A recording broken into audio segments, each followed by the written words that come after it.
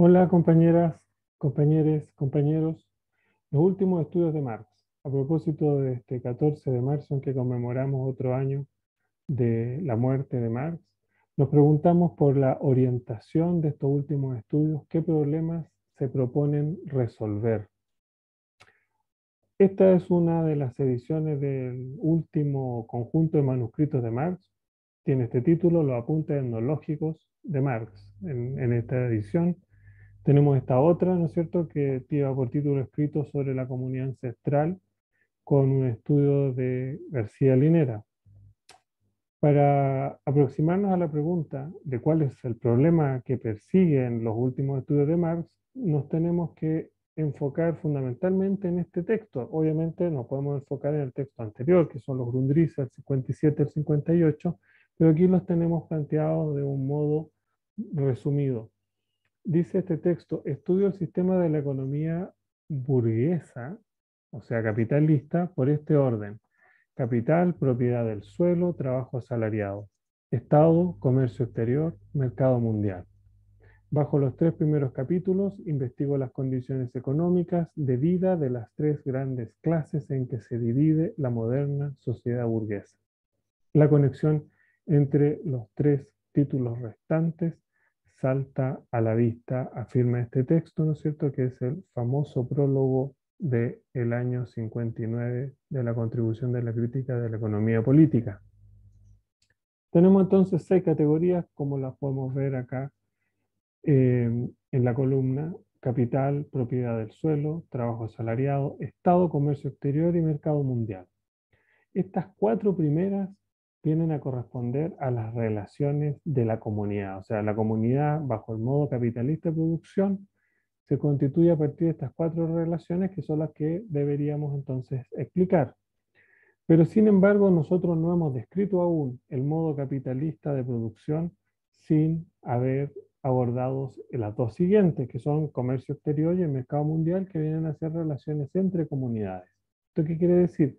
Que el estudio del capitalismo, del modo capitalista de producción, desde el punto de vista de Marx, solo estaría completo cuando hayamos desarrollado la categoría de mercado mundial.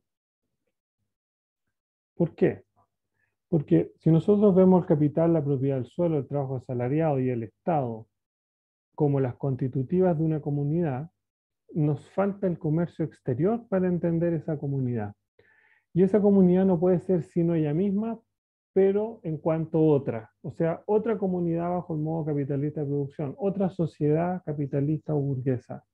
Y por lo tanto, así como está una A, una B, una C, pueden haber otras, ¿no es cierto? Y eso constituye el comercio exterior desde el punto de vista de A o desde el punto de vista de B en sus relaciones con A y con C.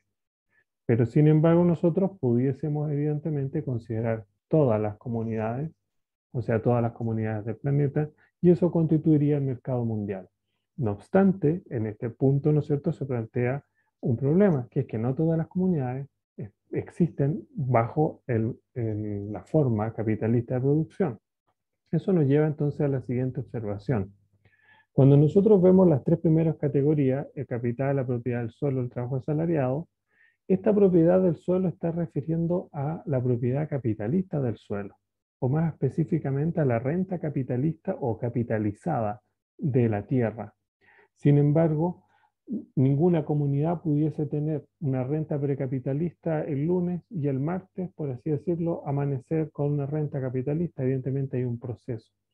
Y por otra parte, podemos tener comunidades que, teniendo una forma precapitalista de renta, les es impuesta la dominación capitalista y por lo tanto, de todos modos, se va a armar una articulación entre estos dos tipos de renta.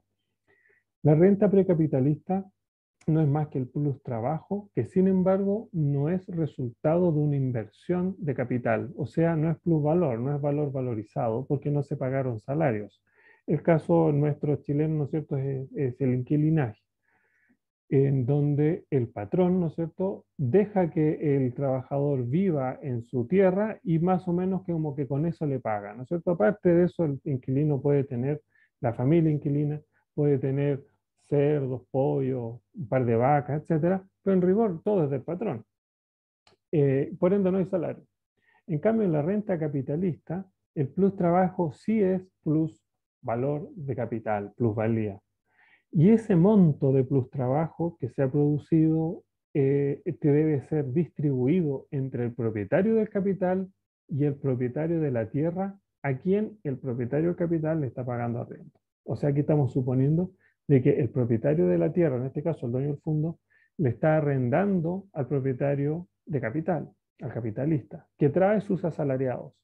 El asalariado entonces genera el plus trabajo, el plus valor por ende, y este debe ser repartido a modo de ganancia para el propietario del capital y a modo de arriendo, digámoslo así entre comillas, para el propietario de tierra.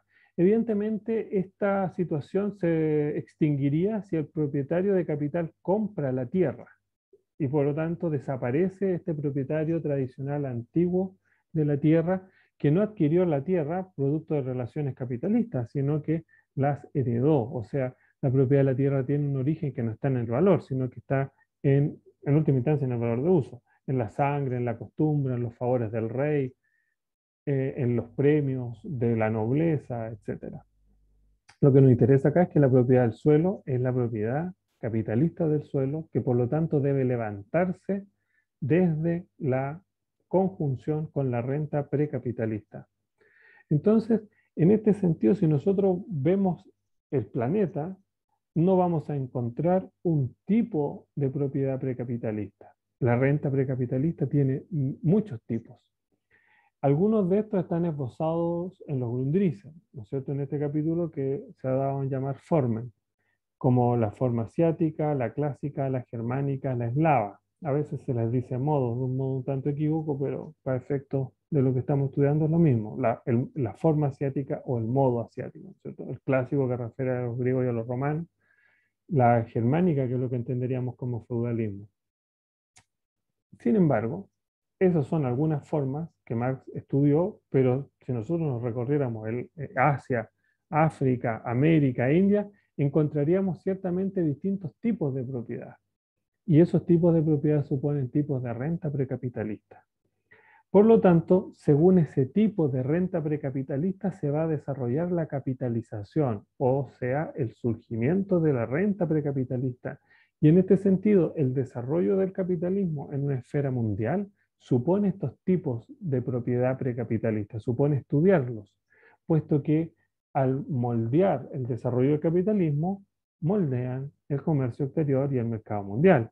De ahí que entonces Marx tenga que destinar un gran esfuerzo a la investigación acerca de esta renta precapitalista que va a figurar en el tomo 3 de Capital de un modo resumido. Perdón, me pasó una lámina. Ahí está, eso. Si nosotros vemos esto a partir del texto de los Grundrisse, ¿no es cierto? Ahí está la contribución, que es del 59, que es el prefacio que acabamos de revisar. Si vemos de los Grundrisse, luego vemos la contribución, las teorías de la plusvalía, que en parte están editadas, ¿no es cierto? Este manuscrito del 61-63, en parte están editadas bajo el título de Teoría de la plusvalía, o Historia crítica de la teoría de la plusvalía, o Historia de la teoría económica. Y también vemos el capital en el tomo 67, vemos que este es como el momento en que Marx está ordenando las categorías, las primeras tres categorías que vimos al inicio, o sea, capital, trabajo asalariado y, eh, y propiedad del suelo. Esto entonces del 57 al 67. Si vemos ahora, a continuación, en la década del 70, fundamentalmente, Marx está dedicado a la elaboración del segundo y tercer tomo del Capital, y en ese contexto es en el cual se desarrollan estos estudios que se han denominado, por una cuestión más bien editorial, apunte etnológico. Tenemos la década del 70, si se ve, no muchos textos. La guerra civil en Francia, que es el estudio de la Comuna de París. La crítica al programa Gotha, que es un texto evidentemente breve. Las notas sobre Wagner, que también es un texto breve. Y este texto que no es breve, que es del 81-82, que son los apuntes etnológicos, ¿sí? En una edición que no incluyó esta otra parte, que es el cuaderno Kovalevsky, si bien también puede considerarse un apunte etnológico, y el 14 de marzo del 83 Marx fallece. Como sabemos, estos estudios aparecen condensadamente, pero la gran mayoría de estas consideraciones, de estos ámbitos, fueron excluidos del tercer tomo del Capital, porque tampoco corresponde. El tercer tomo del Capital está explicando el modo capitalista de producción, no estas formas precapitalistas y esta articulación entre propiedad y producción que vemos en los estudios de los apuntes etnológicos. El tomo segundo entonces del 85, como sabemos, y el 94, que son textos póstumos ordenados por Engels, organizados por él. Entonces aquí tenemos esta edición que ya habíamos citado, los escritos sobre la comunidad ancestral de Marx, edición boliviana.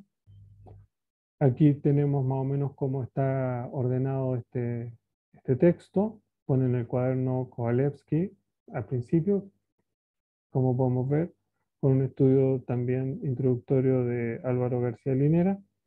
Incluyen en este texto, por eso muy valioso el libro, ¿no es cierto?, los escritos sobre Rusia, que son la correspondencia fundamentalmente con Vera Zasulich, con el estudio que nos proporciona Ryazanov, que como sabemos es el principal compilador, el gran documentalista de la obra de Marx, el gran ordenador de las obras completas de Marx. Y finalmente, perdón, me pasé de nuevo, finalmente aquí están los apuntes etnológicos como fueron planteados por Crader. Tenemos los extractos, que la palabra extractos es tramposa, porque no es que Marx esté transcribiendo, va transcribiendo y va comentando, que es como Marx toda la vida estudió. Marx toma el párrafo de Hegel, por ejemplo, y lo desarrolla. Toma el párrafo de Ricardo y lo desarrolla. Esa forma de trabajar está pasada en limpio, por así decirlo, en la teoría de la plusvalía, que son 3 tomos, en donde podemos ver el desarrollo desde Petit, de los fisiócratas, ¿no es cierto?, hasta los economistas coetáneos a Marx. Y siempre estamos viendo lo mismo, lo que pasa es que está más ordenado, ¿no es cierto? En este caso, el extracto está a veces contiguo al comentario de Marx. Y estos son los autores que Marx está estudiando: Morgan, Peirce, May y finalmente Lubbock. ¿Por qué los está estudiando? Está estudiando las formas de producción precapitalistas que se expresan en un determinado tipo de propiedad y en una determinada, para decirlo más específicamente, forma de renta precapitalista. Porque de lo que se trata es de explicar, para efectos del Capital, tomo tercero, qué es la renta capitalista de la tierra. De ahí entonces la necesidad de tener un concepto acabado de la renta o las rentas precapitalistas, meta que evidentemente Marx no pudo alcanzar, puesto que el 14 de marzo del 83 falleció. Muchas gracias, compañeras, compañeros, compañeros.